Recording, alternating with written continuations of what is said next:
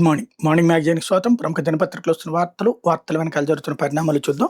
ఈనాడు చూస్తే నీరు, ప్రగతి, జలహారతి అడ్వర్టైజ్మెంట్ ఇచ్చారు. వాళ్ళ సాగునీటి సంఘాల భాగస్వామ్యంతో చంద్రబాబు నాయుడు గారి అధ్యక్షతన సాగునీటి సంఘాల అధ్యక్షుల సమావేశం జరగబోతోందట. గురువారం మధ్యాహ్నం 12:30 గంటకి ఇవాళ పెరేడ్ గ్రౌండ్స్ అమరావతిలో జరగబోతుందట హైకోర్టు దగ్గర. సాగునీటి సంఘాల పునరుజ్జీవం ఎన్నికల ద్వారా 60,000 మంది రైతులకు భాగస్వామ్యం కల్పించారట. 2027 నాటికి పోలవరం మరియు ఇతర ప్రాధాన్యత ప్రాజెక్టులు పూర్తి చేసే లక్ష్యంతో శరవేగంగా నిర్మాణం చేస్తున్నారు. అందిరినేవా ద్వారా చిత్తూరు వరకు కృష్ణా జలాలు తీసుకెళ్తున్నారు. సమర్థ నిర్వహణతో రాష్ట్రం అంతా రిజర్వాయర్లకు జలకళ వచ్చేసింది. అందుబాటులో 722 టీఎంసీల భూగర్భ జలాలు ఉన్నాయి. నదుల అనుసంధానంతో రాష్ట్రానికి జలహారం ఏర్పడింది. 878 కోట్లతో కాల్వల నిర్వహణ, పూడికితీత, కాల్వల చివరి భూములకు నీటి భద్రత, 610 కోట్ల నిధుల మంజూరుతో వివిధ ప్రాజెక్టులకు భద్రతా ప్రమాణాలు పెంచారట. ఈ నేపథ్యంలో మీటింగ్ జరుపుతున్నారు. లేకపోతే ఈనాడు ఇద్దరు బాబాయిల కథ అన్నటువంటి వార్తని హైలైట్ చేసింది. వివేక హత్య కేసు, కల్తీ నెయ్యి కేసు రెండింటిలోనూ అసలు దోషులు ఎవరో తేల్చకుండా అర్ధాంతరంగా దర్యాప్తు ముగించి సిట్, ప్రధాన కుట్రదారులు ఎవరు వెలికి తీసి స్థాయి వరకు విచారణ, వారి ప్రమేయం పాత్ర ప్రస్తావించకుండానే ఛార్జ్షీట్లు, తెరవెనక ఒత్తిళ్ల మరేదైనా కారణమా, సిబిఐ నేతృత్వంలోని సిట్ దర్యాప్తు తీరుపై సందేహాలు.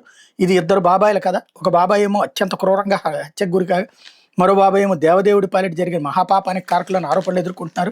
అత్యంత దారుణ హత్యకు గురైన బాధిత బాబాయ్ కుటుంబానికి అనగా నిలవాల్సిన అబ్బాయి ఈ కేసులో నిందితులను కాపాడడానికి ప్రభుత్వ యంత్రాంగాన్ని అంతా కదిలించేశారు. ఇప్పుడేమో శ్రీ వెంకటేశ్వర స్వామి పాలిట మహాపచారానికి కారకులైన ఆరోపణలు ఎదుర్కొన్న బాబాయ్ని మాత్రం వెనకేసుకొస్తున్నారు. ఇద్దరు బాబాయిలే కానీ ఒకరి కుటుంబానికి వ్యతిరేకంగా మరో కేసులో ఆరోపణలు ఎదుర్కొంటున్న బాబాయ్కి మద్దతుగా అబ్బాయి నిలుస్తున్న గమనార్హం అంటూ నీచాతి నీచ పత్రికలు వీళ్ళు అనడానికి సజీవ సాక్ష్యం. రెండిట్లలో అభాండాలు వీళ్ళు వేస్తూనే వచ్చారు, విషం చిమ్ముతూనే వచ్చారు. రాజశేఖర రెడ్డి కుటుంబం మీద, కాంగ్రెస్ మీద వీళ్ళు చిమ్మిన విషం మరెవరూ చిమ్మలేదు. వ్యక్తిగతంగా హననం చేశారు. అప్పుడు వివేకానంద రెడ్డి హత్య కేసులో ఏం జరిగింది, ఎవడు చంపుతాడు, అవినాష్ రెడ్డి చంపాడు. ముందేమని చెప్పారు, జగన్మోహన్ రెడ్డి చంపాడని చెప్పి కార్టూన్లు కూడా వేశారు కదా గొడ్డలతో పెట్టి. మరి అది పచ్చి అబద్ధం అని తేలింది కదా. అవినాష్ రెడ్డి చంపలేదని చెప్పి సిబిఐ తేల్చింది. ఎందుకని? అక్కడ సాక్ష్యాలు తారుమారు సందర్భంలో ఉన్నాడని తేల్చింది. ఎందుకని? మనం వార్త రాసేసాం కదా అనేది ఎఫ్ఐఆర్ ఛార్జ్షీట్ పెట్టరు. అసలు అతనికి దాంట్లో సంబంధమే లేదు. ఎందుకని? అతనికి ఆల్రెడీ టికెట్ వచ్చింది.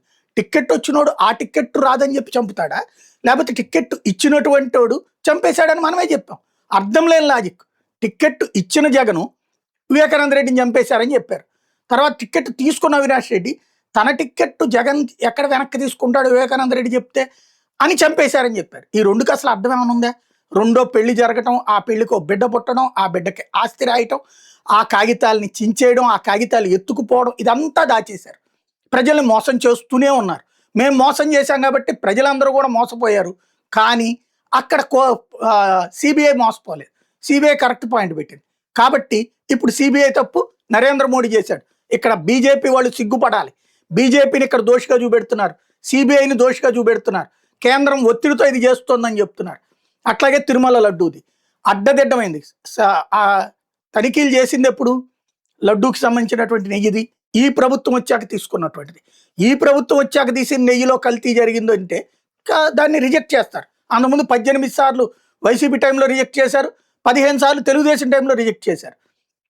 దాంట్లో జంతు కొవ్వు కలిసిందని వీళ్ళు చెప్పినట్టు సిట్ ఇవ్వలేదని, అట్లాగే వీళ్ళు చెప్పారు కాబట్టి నాయకులు ఉన్నారు దాంట్లో అని చెప్పేసేసి వాళ్ళ పేరుతో కేసులు పెట్టలేదని, తప్పుడు కేసులు సిఐడితో పెట్టడానికి సిద్ధమైతే దాన్ని సుప్రీంకోర్టు జోక్యం చేసుకుని సిబిఐతో దర్యాప్తు చేస్తే ఒరిజినల్ ఇచ్చింది కాబట్టి సిట్టుకి బెదిరిపోయి లొంగిపోతుంది. అంటే ఇప్పుడు సిట్టు అర్జెంటుగా చేయాల్సింది జగన్ పేరో వైసీపీ వాడి పేరో పెట్టాలి. మేము వార్తలు రాసాం, మా నాయకుడితో మాట్లాడిపించాం, అందరం కలిసేసి విషం చిమ్మాం. ఆ విషం చిమ్మినప్పుడు సందర్భంలో సహకరించట్లేదు కాబట్టి ఇది కేంద్రాన్ని దోషిగా చూపెట్టాలి. బీజేపీని దొంగగా చూపెడుతున్నారు. ఇప్పుడు ఆ బీజేపీ నాయకులు చూసుకోవాలా, సిగ్గుపడాలా. ఇట్లా మిమ్మల్ని దొంగలుగా చూపెడుతుంది. చేసిన 2 యదో ప్రచారాలంతా వీళ్ళు. ఆ యదో ప్రచారాలన్నీ కాదని తేలిపోయేటప్పటికి దాన్ని కవర్ చేయడానికి చెప్పరికి ఎదురుదాడి చేస్తున్నారు అనమాట. ఎన్టీ రామారావుని దుర్మార్గుడిగా చూపెట్టి ఆ తర్వాతే వాళ్ళ సన్మార్గుడిగా చూపెడుతున్నటువంటి వీళ్ళ బుద్ధి ఎట్లాంటిదో అదే గుర్తుపెట్టుకోవాల్సినటువంటి అంశం. లేకపోతే శ్రీశైలానికి కల్తీ నెయ్యి ఒక క్వశ్చన్ మార్క్. మళ్ళీ ఇప్పుడు ఇది పోయింది కాబట్టి అక్కడ బిగిన్ చేయాలి. 2022 మే నుంచి 2023 మార్చి వరకు అదే తంతు. తిరుపతికి చెందిన రాజేష్ కార్పొరేషన్ కాంట్రాక్ట్. అప్పటి వరకు శ్రీశైలానికి విజయ డైరీ నెయ్యి, రాజేష్ కార్పొరేషన్ పంపింది బోలీబాబాయ్ నెయ్యే. తిరుమల తిరుపతి దేవస్థానం వ్యవహారంలో దీన్ని గుర్తించి సిట్ అంటూ ఇంకొక వార్త రాసుకొచ్చారు. ఇప్పుడు రాష్ట్రంలో ఏ నెయ్యి అయినా సరే ఇప్పుడు ఎక్కడేందుకు విజయ డైరీ ఎన్ని ఆవుల్ని పెంచుతుంది, ఎన్ని గేదెల్ని పెంచుతుంది, ఎక్కడి నుంచి తెస్తున్నారు ఆ డైరీ? వాళ్ళు కెమికల్స్ దాంట్లో పాలని నిల్వ చేయడానికి, నెయ్యి నిల్వ చేయడానికి కెమికల్స్ వాడుతున్నారు లేదా? ఒకసారి వెళ్ళి చూసుకోండి. దాంట్లో వాళ్ళ దగ్గర ఎన్ని ఆవులు ఉన్నాయి, ఎన్ని గేదెలు ఉన్నాయి, విజయ డైరీనా, సంగం డైరీనా, ఇంకోటి. కామన్ సెన్స్ లేకుండా నోటికొచ్చినట్టుగా దేవుడి ప్రసాదాల మీద ఇంత నిందలు భారతదేశ చరిత్రలో ఎవడో వేయట్లేదు. ఇంట్లో వాడుకునే నెయ్యిలో కూడా కెమికల్స్ కలుపుతారు. ఏం కెమికల్ అవి? ప్రిజర్వేటివ్స్ అంటారు. అంటే వాటిని నిల్వ ఉంచడానికి సంబంధించిన కెమికల్స్. ఆ లిస్ట్ అంతా చదివేసి టోటల్గా లడ్డూలు కల్తీ అయిపోయింది, నెయ్యి కల్తీ అయిపోయింది. పోనీ అట్లాగనే ఏమన్నా 1,00,000 ఆవులు కొని ఇవాళ ఒరిజినల్ నెయ్యి ఏమన్నా తయారు చేస్తున్నదా ప్రభుత్వం? చేయట్లేదు. సిగ్గుపడాల్సింది అది. ప్రభుత్వాల్ని మోటివేట్ చేయాల్సింది పేపర్లు అవి మానేసి భక్తుల విశ్వాసాలకు భంగం కలిగిస్తూ ఏ గుళ్ళోదైనా సరే కల్తీనే, దేవుళ్ళందరూ చూస్తూ కూర్చున్నారు, మాకు వ్యతిరేకంగా ఉన్నటువంటి జగన్మోహన్ రెడ్డిని ఓడించాలి అన్నటువంటి దానికి దేవుళ్ళందరూ సిద్ధపడాలి అంటూ భక్తులని మోసం చేస్తూ ప్రతి దేవుడి ప్రసాదాన్ని తప్పుడు ప్రచారం చేస్తూ ఓ రకంగా నాస్తికవాదాన్ని పెంచుతున్నారా? దేవుడి మీద నమ్మకాన్ని నాశనం చేస్తున్నారా? చివరికి ముస్లిం రాజులు కూడా చేయలేదు ఈ దేశం మీద. క్రిస్టియన్ సంస్థలు కూడా ఇంత దారుణంగా చేయట్లేదు, ఇంత రాజకీయంగా చేస్తున్నారు. కొంచెం ఆలోచించుకోవాల్సినటువంటి అవసరం అయితే భక్తులకే ఉంది. లేకపోతే ఆంధ్రోపిక్ ప్రకంపనలు అంటూ ఐటీ కంపెనీల బిల్లబుల్ అవర్స్కి గడ్డం, డిజిటల్ ఉద్యోగ ఏఐ, దేశీ కంపెనీలకు అవుట్సోర్సింగ్ ప్రాజెక్టులు తగ్గుతాయనే ఆందోళన, ఇప్పటికే పలు కంపెనీల షేర్లు పతనం. ఇప్పటివరకు కృత్రిమ మీద టూల్స్ అంటే ఉద్యోగులకు సాయం చేసి సాఫ్ట్వేర్గా పరిగణిస్తున్నారు. కానీ తాము రూపొందించిన కొత్త ఏఐ టూల్ మానవ ప్రమేయం లేకుండా క్లిష్టమైన ఆఫీస్ పనులను స్వతంత్రంగా పూర్తి చేసుకుందంటూ అమెరికాకు చెందిన ఆంధ్రోపిక్ అనే సంస్థ చేసిన ప్రకటన ప్రపంచ టెక్నాలజీ రంగంలో ప్రకంపనలు సృష్టిస్తోంది. ఫలితంగా అంతర్జాతీయంగా మన దేశంలోని ఐటీ కంపెనీల షేర్లు పతనం అయ్యాయి. కోవిడ్ పరిణామాల తర్వాత 2020 మార్చి తర్వాత ఐటీ కంపెనీల షేర్లు ఇంతగా నష్టపోవడం ఇప్పుడే. ప్రస్తుతం మదుపర్లే కాదు, అందరిలో తలెత్తున్న ప్రశ్న భవిష్యత్తులో కంపెనీలకు నిజంగా మానవ వనరుల అవసరం ఉండదా ఇది అన్న వార్తను హైలైట్ చేస్తే, పండ్లు కూరగాయలపై 0% వాణిజ్య ఒప్పందంపై అమెరికా స్పష్టీకరణ, రష్యా చమురు నిలిపేస్తామని భారత్ అంగీకరించిన వెల్లడి. అమెరికా నుంచి దిగుమతి చేసుకున్న 98% నుంచి 99% ఉత్పత్తిపై భారత్ 0% సుంకాలను అమలు చేయనుందని అమెరికా పేర్కొంది. పండ్లు కూరగాయలు సహా వ్యవసాయ పారిశ్రామిక ఉత్పత్తులపై సుంకాలు ఉండబోవని స్పష్టం చేసింది. కొన్ని కీలక ఉత్పత్తులపై మాత్రం భారత్ నియంత్రణ ఉంటుందని వెల్లడించింది. మరోవైపు రష్యా నుంచి చమురు దిగుమతులు నిలిపేస్తామని భారత్ హామీ ఇచ్చిందని వివరించింది అన్నటువంటి వార్తని హైలైట్ చేశారు. లేకపోతే పల్లె వికాసానికి దన్ను, 16వ ఆర్థిక సంఘంలో గతం కంటే 6,397 కోట్ల అదనపు కేటాయింపులు. గ్రామాల అభివృద్ధి పనులకు మరింత అవుతాం. గ్రామాల అభివృద్ధికి 16వ ఆర్థిక సంఘం నిధులు మరింతగా అండగా మారబోతున్నాయి. ఈ ఏడాది మార్చితో ముగినున్న 15వ ఆర్థిక సంఘం కంటే అదనంగా 16వ ఆర్థిక సంఘం ద్వారా మరో 6,397 కోట్లు రాష్ట్రానికి కేంద్రం కేటాయించింది అన్నటువంటి వార్తని హైలైట్ చేశారు. లేకపోతే క్షమించండి నాన్న, కొరియా అంటే ప్రాణం, ఆన్లైన్ గేమ్కి బానిసలే 3 అక్కా చెల్లెళ్ళ ఆత్మహత్య. గజియాబాద్లో ఘోరం, కొరియన్ ఆన్లైన్ లవ్ గేమ్కి బానిసలే 3 మైనర్ అక్కా చెల్లెళ్ళు తమ ప్రాణాలు తీసుకోవడం కలకలం సృష్టించింది. ఉత్తరప్రదేశ్లోని గాజియాబాద్కి చెందిన చేతన్ కుమార్కి 2 భార్యలు, వాళ్ళిద్దరూ సొంత అక్క చెల్లెళ్ళే. వాళ్ళకి 5 పిల్లలు ఉన్నారు. అందులో 4 అమ్మాయిలు. వీళ్లలో నిషిక, ప్రాచి, పకి అనే 3 అమ్మాయిలు దాదాపు 3 ఏళ్లుగా ఆన్లైన్ గేమ్కి బానిసలయ్యారు. పాఠశాలకు వెళ్లకుండా ఎవరితోనూ మాట్లాడకుండా ఫోన్కి అతుకుపోయేవాళ్ళు. ప్రాచి మిగిలిన 2కి గేమ్ ఎలా ఆడాలో, అందులో టాస్క్లు ఎలా పూర్తి చేయాలో తెలిపేది. తీవ్ర ఆందోళన చెందిన తల్లిదండ్రులు గేమ్ ఆడద్దంటూ కొన్ని రోజులుగా ఒత్తిడి పెంచారు. ఈ క్రమంలో ఒత్తిడికి లోనైన 3 అక్క చెల్లెలు బుధవారం తెల్లవారుజామున తమ అపార్ట్మెంట్ 9వ అంతస్తుని దూకి ఆత్మహత్య చేసుకున్నారన్నటువంటి వార్తని హైలైట్ చేశారు. అసెంబ్లీ బడ్జెట్ సమావేశాలకు విద్యార్థులు ప్రత్యక్షంగా చూడొచ్చు. పాఠశాల నుంచి ప్రతిపాదనలు కోరిన ఏపీ శాసన వ్యవస్థ రాష్ట్ర అసెంబ్లీ బడ్జెట్ సమావేశాలను రోజు 30 మంది చొప్పున విద్యార్థులు గ్యాలరీ నుంచి వీక్షించేందుకు ఏపీ శాసన వ్యవస్థ ఏర్పాట్లు చేస్తుంది. శాసన వ్యవస్థ పనితీరును ప్రత్యక్షంగా చూడడంతో పాటు వ్యవస్థ ప్రాధాన్యం గురించి విద్యార్థులకు అవగాహన కల్పించేది స్పీకర్ అయ్యన్న పాత్రుడే నిర్ణయం తీసుకున్నాను assembly secretary general Suryadevara Prasanna Kumar బుధవారం చెప్పారన్నట్టు హైలైట్ చేశారు. అయితే రాంబాబు అన్న చేసిన తప్పేంటి? 2 తిట్లు తిట్టారు. ఇంటికి వచ్చాక ప్రెస్ మీట్ పెట్టి అలా తిట్టకూడదని బాధపడిన పెద్ద మనిషి. గుంటూరులో వైకాపా అధినేత జగన్ అంబటి రాంబాబు కుటుంబానికి పరామర్శ. అంబటి రాంబాబు అన్న మాజీ మంత్రి, కాపు కులంలో టైగర్ విలువలో ఉన్న వ్యక్తి. అట్లాంటి వ్యక్తిని వేధించిన పోలీసులు మా ప్రభుత్వం వచ్చాక యూనిఫామ్స్ విప్పించి బొక్కలో పెట్టి వడ్డీతో సజలిస్తాం. అంబటి రాంబాబు అన్న చేసిన తప్పేంటి? విడుదల రజని, జోగి రమేష్, భూమన కరుణాకర్ రెడ్డి, కాకాని గోవర్ధన్ రెడ్డి, బొల్లా బ్రహ్మనాయుడు చేసిన తప్పేంటి అని అడుగుతున్నా. చంద్రబాబు జ్ఞానం రావాలని రాంబాబు గుడిలో పూజ చేసి వస్తుండే మార్గ మధ్యలో కర్రలు పట్టుకుని పోలీసులకు పెట్టుకుని తెలుగుదేశం పార్టీ వాళ్ళు దుర్మార్గం చేశారన్నట్టు వార్తను ఇక్కడ హైలైట్ చేశారు. తిరుపతి గాజు పలకలు అంటూ బార్కులో మెరుపులు, ఎస్వీయులోని లేజర్ ఆప్టికల్స్ ల్యాబ్లో తయారీ. ఏదైతే బయట నుంచి చూస్తే విశ్వవిద్యాలయంలో అదొక సాధారణ గది, కానీ లోపల మాత్రం భవిష్యత్ సాంకేతిక సంబంధించిన అద్భుత ప్రయోగాలు జరుగుతున్నాయి అక్కడ అన్నటువంటి వార్తని హైలైట్ చేశారు. లేకపోతే జగన్ యాత్ర జనానికి యాతన, పోలీసులు ఆంక్షలు విధించారు. ర్యాలీలు సమావేశాలకు అనుమతి లేదని ముందే చెప్పారు. అయినా వాటిని ఉల్లంఘించి వైకాపా అధినేత జగన్ భారీ యాత్ర చేపట్టడంతో జనం పాటలు అన్నీ కావు. జాతీయ రహదారిపై వాహనాలు ఆగిపోవడంతో ప్రయాణికులు నరకయాత్ర అనిపించారు. వాస్తవానికి జగన్ బుధవారం ఉదయం 10 గంటలకు తాడేపల్లి నుంచి బయలుదేరి 11 గంటలకు గుంటూరు సిద్ధార్థనగర్లోని అంబటి నివాసానికి చేరుకోవాలి. 12 గంటలకు తిరిగి ప్రయాణమే 1 గంటకల్లా తాడేపల్లికి చేరుకుంటారు. ఆ పార్టీ వర్గాలు వెల్లడించే 10:40 గంటలకు జగన్ భారీ కాన్వాయ్తో గుంటూరుకు బయలుదేరితే తాడేపల్లి బ్యారికేడ్లు ఏర్పాటు చేసి వాటిని చూసుకుని కాన్వాయ్లోకి ద్విచక్ర వాహనాలతో ప్రదర్శనకు వెళ్లారు. పార్టీ జెండాలు చేతబట్టి హంగామా చేశారు. పోలీస్ యాక్ట్ 30 అమల్లో ఉన్నందున అంబటి నివాసం వద్దకు వెళ్లని వైకాపా ముఖ్య నేతలు పోలీసులు నోటీసులు ఇచ్చినా పట్టించుకోలేదు. జగన్ పర్యటన కోసం ఆ పార్టీ నాయకులు కాజా టోల్ ప్లాజా వద్ద 50కి పైగా వాహనాలు నిలిపేయడంతో గుంటూరు విజయవాడ రహదారిపై భారీగా ట్రాఫిక్ రద్దీ ఏర్పడింది. దీంతో కిలోమీటర్ల మేర వాహనాలు గంటల తరబడి నిలిచిపోయి వాటిలోని ప్రయాణికులు తీవ్ర ఇబ్బందులు పడ్డారు. సాయంత్రం 4:30 గంటలకు అంబటి నివాసానికి జగన్ రాగా సుమారు 35 కిలోమీటర్ల దూరం రావడానికి సుమారు 6 గంటల పాటు చాలా నెమ్మదిగా యాత్ర సాగించిన జనాన్ని అవస్థలకు గురి చేసింది. రఫా అంటూనే దారి పొడవున వైకాపా కార్యకర్తలు రఫా అంటూ కేకలేస్తూ ప్రజలను వాహనదారులు ఇబ్బందులు గురి చేశారు. అంబటి రాంబాబు ఇంటి చుట్టూ పోలీసులు బ్యారికేడ్లు ఏర్పడేసి కట్టడి చేసిన వారిని తోసుకుంటూ గుమిగూడారు. అంబటి కార్యాలయం వద్ద ఉన్న ప్లాస్టిక్ రేకులు షెడ్డుపై కొందరు జరగా పోలీసులు ఆయన కిందకి దించారు. ఓ ఇంటి గోడ పైకి చేరడంతో అక్కడ కిటికీ అద్దాలు ధ్వంసమైనవి అన్నటువంటిది రాసుకొచ్చారు. ఓ పక్కన జనం లేరని వీళ్ళే పెట్టారు ట్రాఫిక్ జామ్తో వాహనదారు. ఇంకో పక్కన జనం ఎక్కువైపోయారు. పొద్దున 10:45 నుంచి సాయంత్రం 4:30 దాకా పట్టింది. స్లోగా వెళ్ళాడు అంటే అది ఏమన్నా తోసుకుంటూ వెళ్తాడా? జనం అంత ఎగబడుతున్నారు. ఇంకోటి అదేంటో జగన్ యాత్ర అప్పుడు మాత్రం నరకయాతన పడతారు. పవన్ కళ్యాణ్ యాత్ర చేసినప్పుడు, చంద్రబాబు యాత్ర చేసినప్పుడు నరకయాతన పడరు జనం. చాలా సంతోషంగా ఎగిరి గంతులు వేస్తా కింద నుంచి వాళ్ళు వెళ్తుంటే పైనుంచి బస్సులు వెళ్తాయి, పైనుంచి ప్రయాణికులు వెళ్తారు, పైనుంచి 2 వీలర్లు వెళ్తాయి, పైనుంచి విమానాల్లాగా కార్లు వెళ్తాయి అనమాట. ఏం మాట్లాడతాం, ఏం రాస్తామో. ఇదివరకు అదే చంద్రబాబు వస్తే ఏది రాజమండ్రి సెంట్రల్ జైలు నుంచి విజయవాడ దాకా జనం నీరాజనాలు, జనం హారతులు రెండు వైపులా రాత్రి పగలు వేచి చూశారు. అలాగే చంద్రబాబు ఎక్కడికి వెళ్ళినా జనం ఎగబడి వేచి చూశారు. దాంతో ఆ ఏరియాలో ట్రాఫిక్ని మళ్లించక తప్పలేదు పోలీసులకి. పోలీసులు అప్పటికే వాళ్ళని అడ్డుకోవడానికి కుట్రలు పన్నారు. ఆ కుట్రలు ఛేదించుకుంటూ కార్యకర్తలు ధైర్యంగా ముందుకెళ్లారు. ఇది బాబు అయితే గనక. ఇప్పుడు ఈ మధ్య పవన్ కూడా పాజిటివ్గానే రాస్తారు కొన్ని రోజుల పాటు, తెలుగుదేశంతో కలిసి ఉన్నంత వరకు. లేకపోతే పవన్ అయినా ఇట్లాగే పవన్ వల్ల నరకయాతన అని రాసుకొచ్చేవాళ్ళు. వీళ్ళది నీచ జర్నలిజం అందామా, నీచ జర్నలిజం అందామా, అసహ్యపు జర్నలిజం అందామా అన్నటువంటిది ప్రజలు ఆలోచించుకోవాల్సిన సందర్భం. లేకపోతే పోలీసింగ్కి కృత్రిమ మీద AI4 ఏపీ పోలీసు పేట 3 జిల్లాల్లో ప్రయోగాత్మక అమలు, 8 మాడ్యూల్స్ అమలు ప్రారంభించిన డీజీపీ 6 నెలల్లో అన్ని జిల్లాలకు విస్తరణ. పోలీసింగ్లో కృత్రిమ మీద వినియోగాన్ని మరింత విస్తృతం చేసేందుకు వీలుగా AI4 ఏపీ పోలీసు పేట రాష్ట్రంలోని చిత్తూరు, గుంటూరు, అన్నమయ్య జిల్లాలో ప్రయోగాత్మక ప్రాజెక్టుల అమలుని డీజీపీ హరీష్ కుమార్ గుప్తా బుధవారం ప్రారంభించారు. Petition, AI digital evidence, AI cognitive net, AI investigation, copilot, docs 2 data, social intelligence, AI news 360, AI foundation పేట మొత్తం 8 రకాల AI టూల్స్ ఈ 3 జిల్లాల్లో ప్రయోగాత్మకంగా వినియోగించబోతున్నారు అన్నటువంటిది హైలైట్ చేశారు. రాక్రీట్ అక్రమాలపై 13 మంది అధికారుల తాకీదులు. వైకాపా నేతలతో కలిసి అక్రమాలకు పాల్పడ్డ అధికారులు అలజడి అంటూ వైకాపా ప్రభుత్వంలో గృహ నిర్మాణ శాఖలో జరిగిన అక్రమాలపై 13 మంది అధికారులకు తాకీదులు ఇచ్చారు.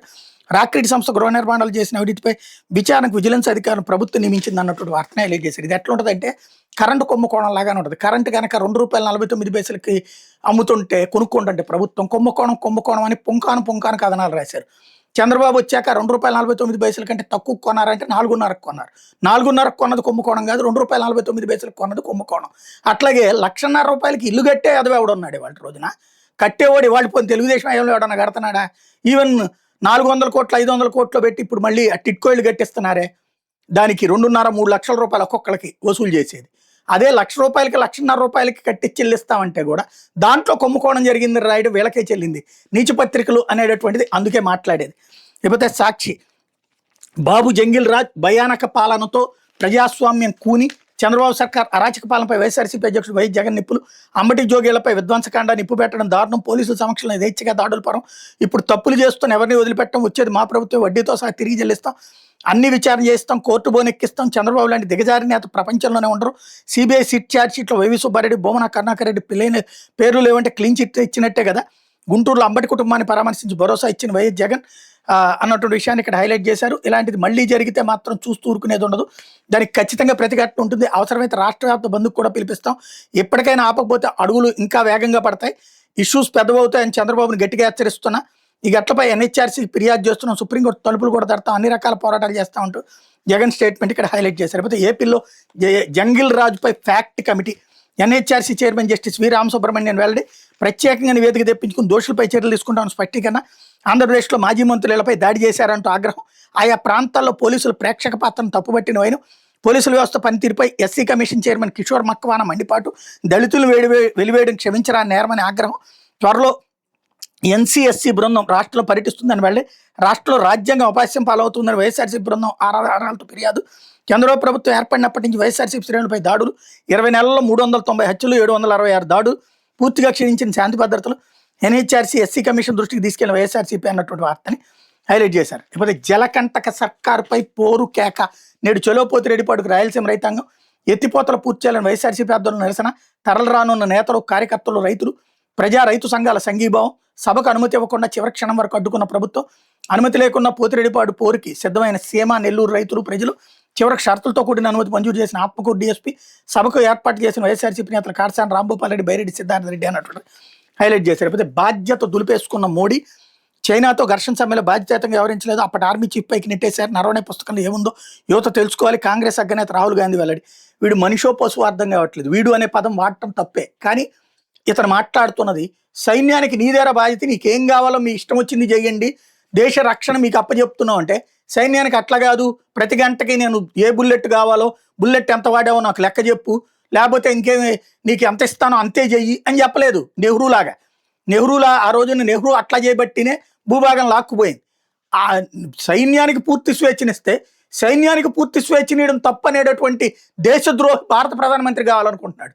దాన్ని వాళ్ళ పత్రికలు హైలైట్ చేస్తున్నాయి. సిగ్గుపడాల్సింది పత్రికల, జర్నలిజమా, లేకపోతే ఆ రాజకీయ నాయకుడు ఆలోచించుకోవాల్సింది. లేకపోతే నిందితులను రోడ్లపై ఎలా పెరేడ్ చేయిస్తారు. నేర నిరూపణ అయ్యే వరకు నిందితులు నిరపరాధులే. సామాన్యుల పట్ల పోలీసులు అమానవీయంగా వ్యవహరిస్తున్నారు. చట్ట నిబంధనలు పాటించాల్సిన బాధ్యత పోలీసులపై ఉంది. నిందితుల పెరేడ్పై కౌంటర్లు వేయండి. రాష్ట్ర ప్రభుత్వానికి డీజీపీకి హైకోర్టు ఆదేశం అన్నటువంటి వార్తని హైలైట్ చేశారు. ఏదైతే రాష్ట్రంలో వివిధ కేసుల్లో నిందితుల్ని రోడ్ల మీద నడిపిస్తూ అది యోగి ఆదిత్యనాథ్ ట్రీట్మెంట్ అంటున్నారు. యోగి ఆదిత్యనాథ్ రాజకీయ పక్షపాతంతో చేయలేదు. కేవలం ఉగ్రవాద భావజాలికుల్ని, సాంఘిక సామాజిక విద్రోహుల్ని మాత్రమే చేసుకొచ్చారు. వీళ్ళు రాజకీయ ఉద్దేశంతో తమ శత్రువైన వైఎస్ఆర్ కాంగ్రెస్ పార్టీ వాళ్ళని మాత్రమే తీసుకొచ్చి రోడ్ల మీద చూపెడతా వచ్చారు. దాన్నే ఇప్పుడు హైకోర్టు తప్పుపట్టింది.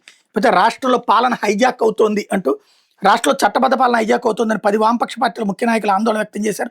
దాడులు, ఘర్షణలు, అక్రమ కేసులతో ప్రజా సమస్యలు పక్కదారి పడుతున్నాయని విమర్శించారు. ప్రస్తుతం వారిపై అక్రమ కేసులు బనాయిస్తున్నారని మండిపడ్డారు. ప్రభుత్వ తీరు మార్చుకున్న ఉద్యమకారులు, రాజకీయ పార్టీల నాయకులపై పెట్టిన అక్రమ కేసులు ఎత్తివేయాలని డిమాండ్ చేశారన్నటువంటిది హైలైట్ చేశారు. ఆంధ్రజ్యోతికి హైకోర్టు నోటీసులు. ఆంధ్రజ్యోతి దినపత్రిక విశాఖలో కోట్ల విలువైన భూమిని కట్టబెడుతూ టీడీపీ కూటమి ప్రభుత్వం జారీ చేసిన ఉత్తర్వులను సవాల్ చేస్తూ దాఖలైన వ్యాజ్యంపై హైకోర్టు స్పందించింది. రాష్ట్ర ప్రభుత్వానికి అమోద పబ్లికేషన్స్కి నోటీసులు జారీ చేసింది అన్నటువంటి వార్తని హైలైట్ చేశారు. లేకపోతే నిందితులను రోడ్లపై ఎలా పెరేడ్ చేయిస్తారు. నేర నిరూపణ అయ్యే వరకు నిందితులు నిరపరాధులే. సామాన్యుల పట్ల పోలీసులు అమానవీయంగా వ్యవహరిస్తున్నారు. నిందితుల పెరేడింగ్పై కౌంటర్లు వేయండి. రాష్ట్ర ప్రభుత్వం డీజీపీకి హైకోర్టు ఆదేశం. పోలీసులు సామాన్య ప్రజలతో అమానవీయంగా వ్యవహరిస్తున్నారని హైకోర్టు ఘాటుగా వ్యాఖ్యానించింది. చట్ట నిబంధనలు పాటించాల్సిన బాధ్యత పోలీసులపై ఉందని తేల్చెప్పింది. చట్టానికి లోబడే పోలీసులు శాంతి భద్రతలను కాపాడాల్సి ఉంటుందని చెప్పింది. వివిధ కేసుల్లో అరెస్ట్ చేసి నిందితులు రోడ్లపైకి పెరేడ్ చేస్తూ ప్రింట్ ఎలక్ట్రానిక్ మీడియా ముందు ఎందుకు ప్రవేశపెడుతున్నారని పోలీసులు నిలదీసింది అన్నటువంటి హైలైట్ చేశారు. లేకపోతే private shipping company chief engineer ఆత్మహత్య. షేర్ మార్కెట్లో నష్టాలు రావడం, తప్పుల భారం. భార్య కాకినాడ వెళ్తున్న మెసేజ్. దువ్వాడ రైల్వే స్టేషన్ సమీపంలో ఆత్మహత్య. ప్రైవేట్ షిప్పింగ్ కంపెనీలో చీఫ్ ఇంజనీర్గా పనిచేస్తున్న వ్యక్తి దువ్వాడ రైల్వే స్టేషన్ సమీపంలో ఆత్మహత్యకు పాల్పడ్డాడు. దువ్వాడ జీఆర్పీ సిబ్బంది తెలిపిన వివరాలు. చిత్తూరు జిల్లా కాణిపాక సమీపంలో బొమ్మ సముద్రం గ్రామానికి చెందిన సి హర్షవర్ధన్ విశాఖలోని శ్రావణ్ షిప్పింగ్ కంపెనీలో చీఫ్ ఇంజనీర్గా పనిచేస్తున్నాడు. భార్య కూతురుతో కలిసి న్యూ పోర్ట్ పోలీస్ స్టేషన్ పరిధిలో పెదగంట్యాడలో నివాసం ఉంటున్నటువంటి వ్యక్తి షేర్ మార్కెట్లో పెట్టుబడి పెట్టి నష్టాలు చూసి ఆర్థిక ఇబ్బందులు తట్టుకోలేక బుధవారం ఆత్మహత్య చేసుకున్న అన్నటువంటి వార్తని హైలైట్ చేశారు. లేకపోతే ఆంధ్రజ్యోతి వచ్చేటప్పటికి జగన్ కుట్రలపై జనంలోకి అరాచకాలను కలిసికట్టుగా ఎదుర్కొన్నాం. టీడీపీ జనసేన అధినేతల నిర్ణయం. చంద్రబాబు నివాసానికి పవన్ కళ్యాణ్ 2.5 గంటలకు పైగా సుదీర్ఘ భేటీ. వైసీపీ నేరపూరిత రాజకీయాలపైన ప్రధాన చర్చ. కులచిచ్చు పెట్టాలని చూస్తుంది. తప్పుడు ప్రచారంతో గందరగోళపరుస్తుంది. తిరుమల కల్తీనే వ్యవహారమైన నిదర్శనం. తప్పు చేసి అడ్డగోలుగా సమర్థించుకున్నారు. కూటమిని విచ్ఛిన్నం చేసేందుకు కుట్రలు. పవన్ కల్తీనేయి సున్నితమైన అంశం, అందుకే ఆచితూచి వ్యవహరిస్తున్నాం. దీన్ని వైసీపీ అనుకూలంగా మార్చుకుంటుంది. జంతుకో ఉందని తేలిన బొకాయిస్తోంది. సిట్ ఛార్జ్షీట్పై కోర్టు నిర్ణయం తీసుకున్నాక అన్నాధారాలతో ఎండగడదాం సీఎం. టీడీపీ జనసేన సమన్వయంపై చర్చ. త్వరలో ఖాళీ అయ్యే 4 రాజ్యసభ సీట్ల పైన అన్నటువంటి వార్తని హైలైట్ చేశారు. లేకపోతే పారిశ్రామికవేత్తలుగా బీసీలు అంటూ తగిన కార్యాచరణ రూపొందించే అధికారులకు ముఖ్యమంత్రి ఆదేశం. బీసీ సంక్షేమ శాఖపై సమీక్ష.